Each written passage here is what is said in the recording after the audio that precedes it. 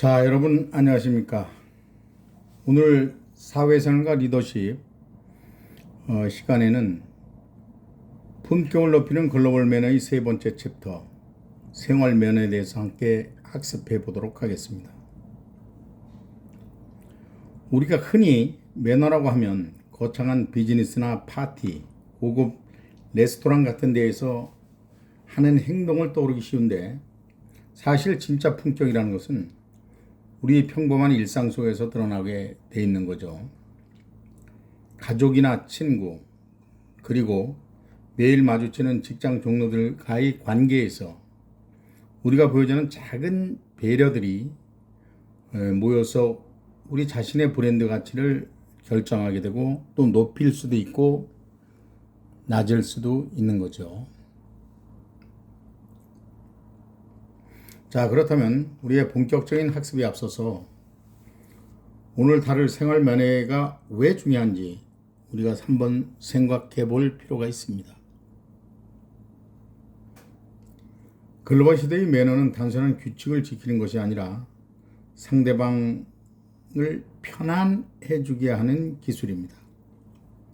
이번 시간에는 우리가 살면서 마주하게 되는 경조사부터 공공장소, 교통수단 이용 시, 그리고 최근 매우 중요해진 반려동물 예절인 패티켓까지 폭넓게 다뤄볼 예정입니다. 정말로 필요한 시간이죠. 그리고 우리가 직접 피부로 체감할 수 있는 그런 과제들입니다. 매너가 사람을 만든다. 지난 시간에 한번 제가 얘기했죠. 이번 강의를 통해서 여러분의 일상이 더욱 품격 있고 따뜻하게 변하는 기회가 되기를 바랍니다. 자, 그럼 어떤 내용인지 우리가 한번 목차부터 한번 살펴보도록 하겠습니다.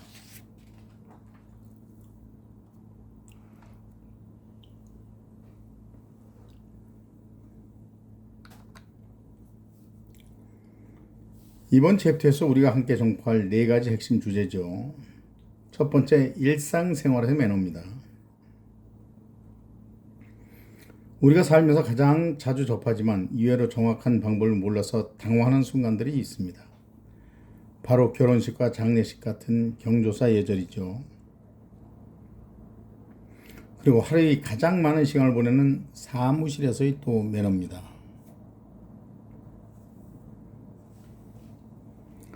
청첩장을 주고받는 예의부터 축의금과 조의금 액수 산정, 그리고 복장까지 아주 구체적으로 짚어보도록 하겠습니다. 두 번째, 공공장소의 매너에서는 나 혼자만이 아닌 우리가 함께 사용하는 도서관, 공연장, 식당 등에서의 에티켓을 다루도록 하겠습니다. 특히 최근 문제가 되는 소음 문제나 타인의 시선을 배려하는 태도에 대해 깊이 있는 이야기를 한번 나눠보도록 하겠습니다. 세 번째는 교통 매너입니다. 출퇴근길 지하철과 버스, 그리고 자가용 이용 시에 상대방을 배려하는 방법입니다. 그리고 운전 매너는 그 사람의 인격을 보여준다는 말이 있죠. 모두가 안전하고 기분 좋게 이동할 수 있는 약속들을 확인해 보겠습니다. 네 번째, 패티켓입니다. 반려동물 인구 1000만 시대입니다.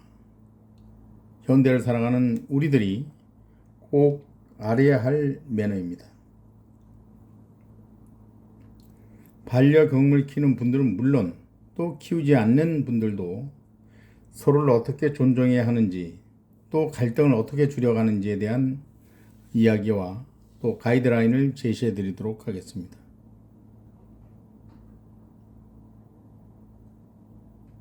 이 네 가지 단계를 거치고 나면 여러분은 어디서나 환영받는 사회생활에서의 매너 전문가가 되어 있을 것이라고 교수는 확신합니다.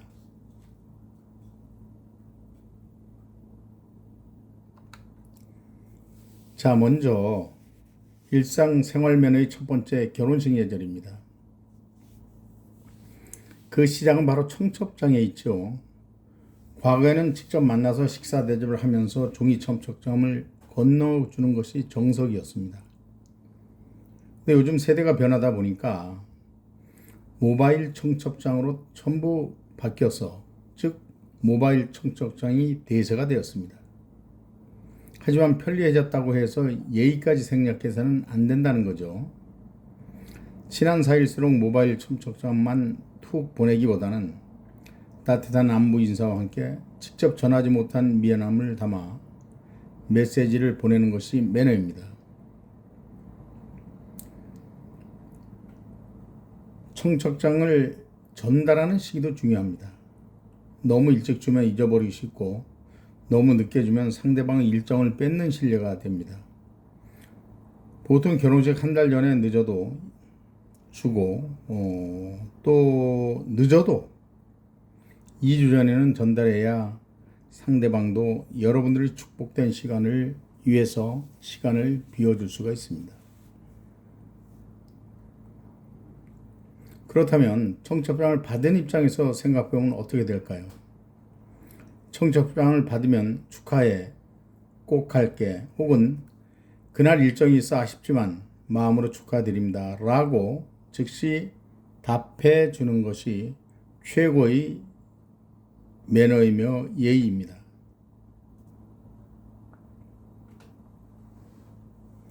왜냐하면 혼주나 신랑 신부는 참석 인원을 파악해야 식장을 예약도 하고 식수 인원도 또 계략적인 예약을 하게 되는 것이죠. 만약 초대를 받았는데 부득이하게 참석하지 못하는 경우라면 최대한 빨리 연락해서 사정을 이야기하고 미리 축하의 마음이라고 하면 축의금이나 선물 이런 것들이 되겠죠. 축하의 마음을 전한 것이 바람직합니다. 아무 소식 없이 불참한다고 하면 그동안 쌓아온 관계에 큰 금을 낼 수 있다는 점 꼭 기억하시기 바랍니다. 결혼은 두 사람이 결합이기도 하지만 주변 사람들에게 그동안의 감사함을 전하고 관계를 돈독히 하는 소중한 자리이니만큼 신중하게 생각을 해야 될 문제라고 생각을 합니다.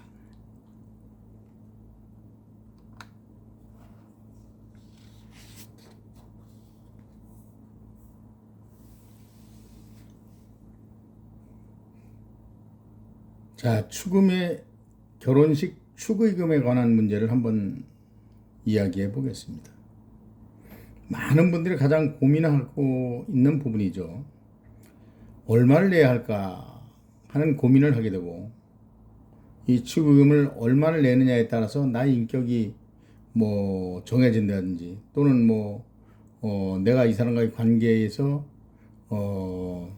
어떻게 더 진척이 될까 또는 저하게 될까 하는 문제를 생각하는 사람들도 있을 것입니다.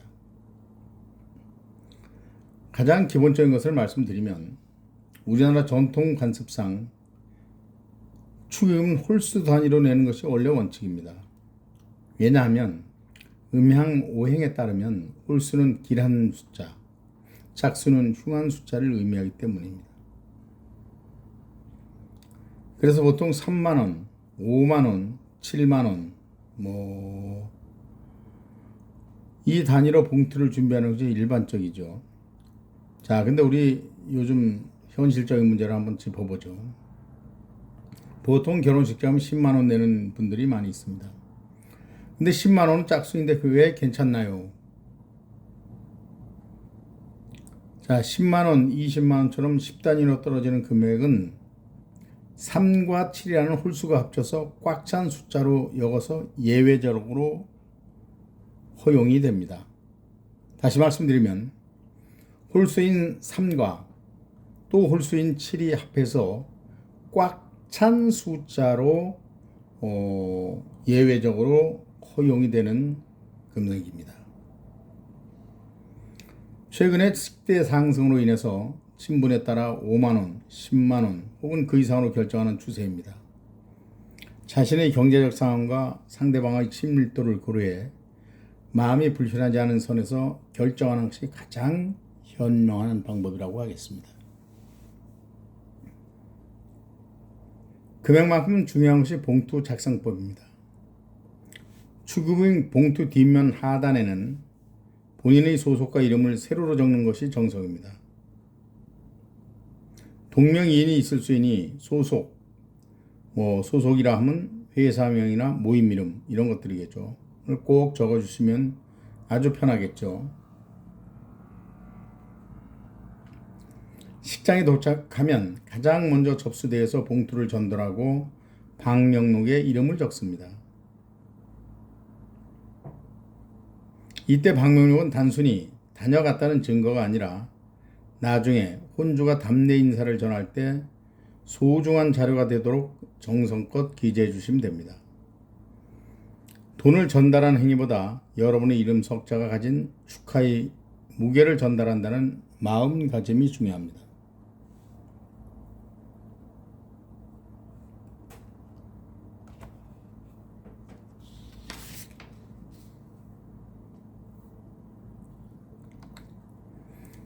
자, 이어서 일상 매너 중 결혼식 복장에 대해서 설명드리겠습니다. 결혼식 예식인 만큼 복장에도 격식이 필요하죠. 요즘은 엄격한 정장보다는 깔끔한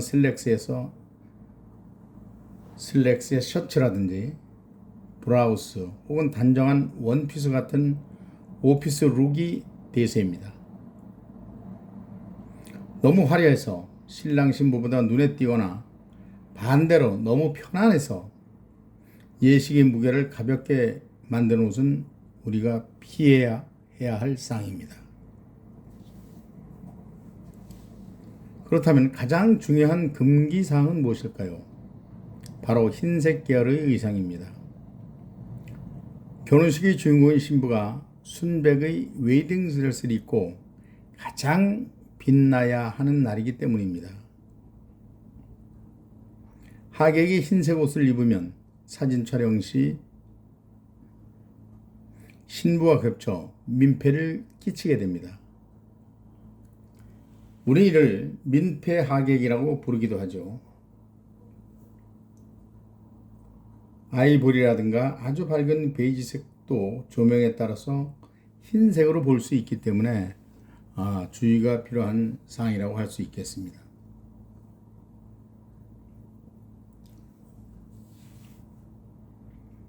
흰색 이외에도 피해야 할 옷들이 많이 있죠. 눈이 아플 정도의 형광색이라든지 너무 현란한 패턴이 들어간 의상은 시선을 분산시켜서 예식의 집중도를 떨어뜨립니다. 또한 노출이 과하다거나 너무 짧은 의상도 어르신들이 많이 모인 자리에서 실례가 될 수 있다고 생각하시면 됩니다.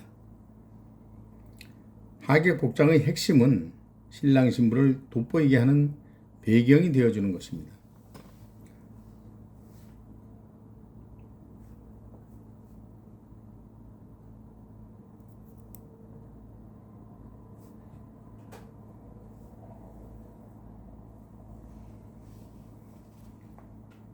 단정하고 세련된 옷차림은 주인공에 대한 존중을 표현한 가장 직접적인 방법입니다. 사진은 평생 남는 기록이라는 점을 생각한다면 수수하면서도 품격 있는 차림이 훗날 사진을 다시 보았을 때 가장 아름답게 기억될 것입니다.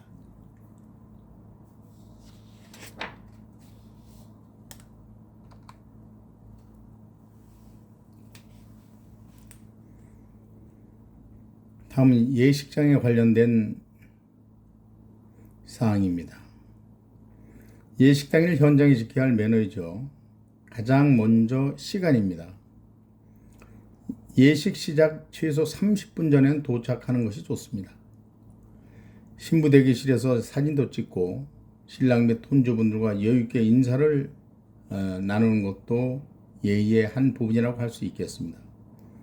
너무 딱 맞춰서 식장에 도착하면 인사를 나눌 틈도 없이 식이 시작되기 때문이죠. 그렇다고 신랑 신부가 도착하기도 전에 한두 시간의 전해가는 것도 준비 중인 사람들에게 방해가 될 수 있습니다. 보통 그래서 3, 40분 전에 도착하는 것이 가장 적당한 예식장 도착 시간이라고 통상적으로 이야기를 합니다. 식장 안에 들어서면 좌석 배치에 유의해야 됩니다. 입구를 기준으로 신랑 측은 왼쪽, 신부 측은 오른쪽에 앉는 것이 보통 관례입니다. 시작되면 휴대폰은 무음이나 진동으로 바꾸는 것이 필수지요. 조용한 축사나 서약 중에 벨소리가 울리는 것은 큰 결례입니다. 또는 오랜만에 만난 지인들과 반갑더라도 큰 소리로 수다를 떠는 것도 조금 결례죠. 주인공들이 목소리에 집중해 주는 것이 하객의 도리입니다. 식이 끝나고 보통 연회장으로 이동해서도 매너는 계속됩니다. 즐겁게 식사하되 신랑 신부의 과거사를 들춰내거나 험담을 하는 행위는 절대 금물입니다. 또한 가장 중요한 것은 보통 이런 경우들이 많이 있는데 결혼식엔 참석하지 않고 바로 식당으로 직행해서 식사만 하고 가는 분들이 계시는데 이는 초세한 사람들에게 큰 어떤 실망감을 줄 수 있는 것이라고 생각하시면 됩니다. 바쁘더라도 이왕 예식장에 참석했으면 신랑 신부의 입장을 지켜보고 진심 어린 박수를 보내준 뒤 식사를 하는 것이 하객의 매너라고 할 수 있겠습니다.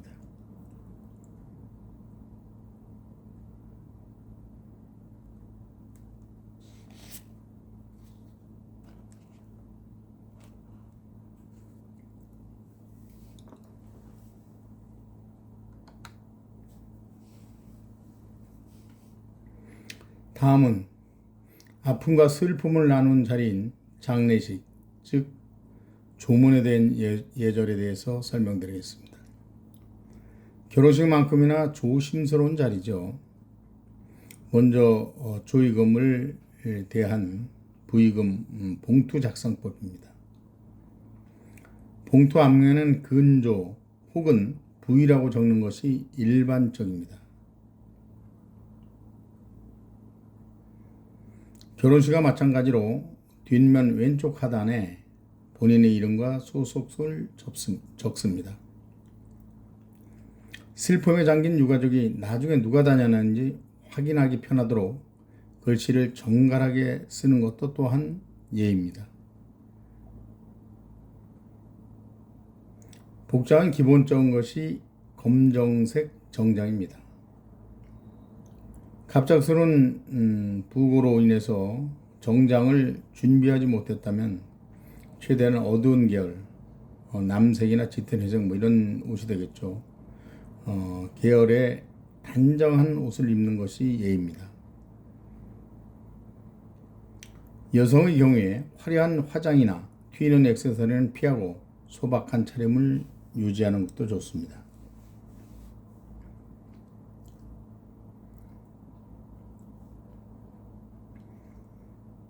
여기서 놓치기 쉬운 포인트가 하나 있는데 그것이 바로 양말입니다. 장례식장은 신발을 벗고 들어가는 곳이 많습니다. 맨발로 조문한 것은 예의에 어긋나므로 반드시 검정색이나 어두운 색상의 양말 또는 스타킹을 착용해야 하는 것이 좋겠죠. 만약 여름이라 맨발에 샌들을 신었다면 편의점에 가서라도 어두운 양말을 사서 신는 것이 정성을 보이는 태도라고 할 수 있겠습니다. 또 그것이 고인과 유가족에 대한 깊은 애도의 표현이며 예절이기도 하죠.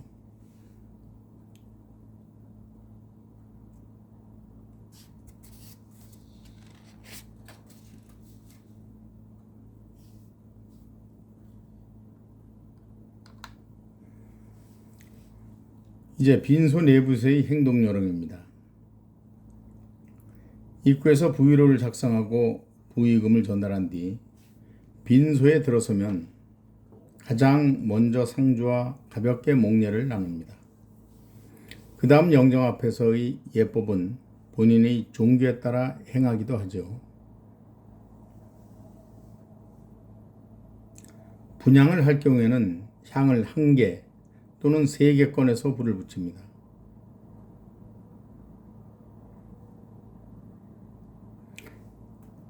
이때 입으로 불어서 향을 끄지 말고 왼손으로 가볍게 흔들어 끕니다. 향로에 꽂을 때에도 오른손으로 향을 잡고 왼손으로 오른 손목을 받쳐서 정중하게 꽂는 것이 예의죠. 헌화를 할 경우에는 오른쪽으로 큰 줄기를 잡고 꽃 줄기를 잡고 왼손으로 받친 뒤 꽃송이가 나를 바라보게, 즉 줄기가 영정을 향하게 놓는 것이 전통적인 방법입니다.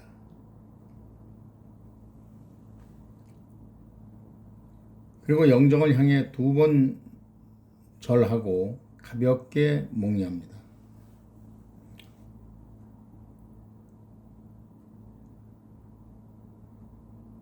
종교에 따라 절 대신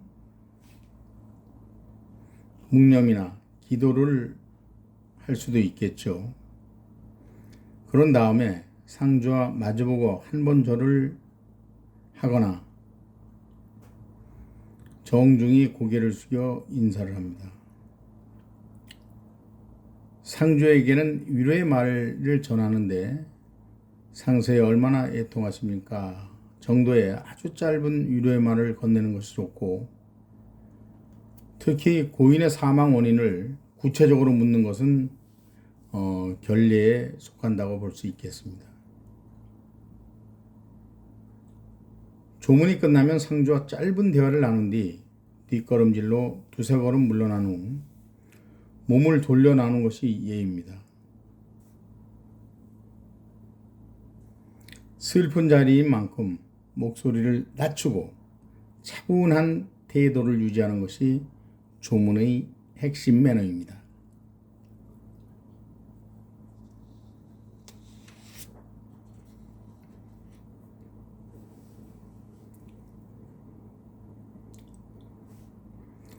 자, 앞에서 학습한 복잡한 조문 순서를 앞에 보이는 그림을 통해서 설명을 드리도록 해보겠습니다. 이 순서만 머릿속에 잘 넣으시면 어떤 조문을 할 경우에도 절대 당황하지 않으실 거라고 생각이 됩니다. 빈소에 도착한 베트남 모자는 미리 벗어둔다는 것이죠. 그 다음 서명 및 부의금을 전달하고 입구에서 성함을 적고 부의금을 또 전달합니다. 근데 어떤 상황에 따라서는 안에 있을 경우에는 조문함이 성함을 적고 들어가서 나중에 부의금을 전달하는 경우도 있겠죠. 또 그 다음에 이제 영정 앞으로 다가서 분향 후 또는 분향을 한다든지 헌화를 한다든지 하고 앞에서 말씀드린 손몸과 방향을 잘 유지하시면 되겠습니다. 그리고 고인을 향해 2번 절합니다. 제배라고 하는데, 이 제배를 하고 종교적 사유로 어떤 있다면은 묵념으로 대신해도 문제는 없습니다. 상주와 맞절을 일례하거나 정중히 목례하고 삼가 고인의 명복을 빕니다. 이런 용어로 짧은 위로를 건네는 것이 좋습니다. 자, 그림의 앞에 보이는 그림의 화살표 동선을 잘 보세요. 들어갈 때와 나올 때의 움직임이 잘 그려져 있습니다.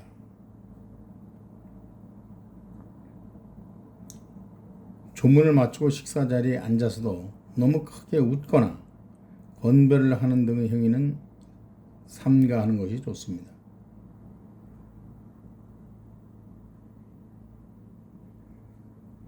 장례식은 고인을 보내드리는 마지막 인사 자리입니다. 이런 것을 기억하면서 이 프로세스를 존중하는 마음으로 임해 주시면 되겠습니다.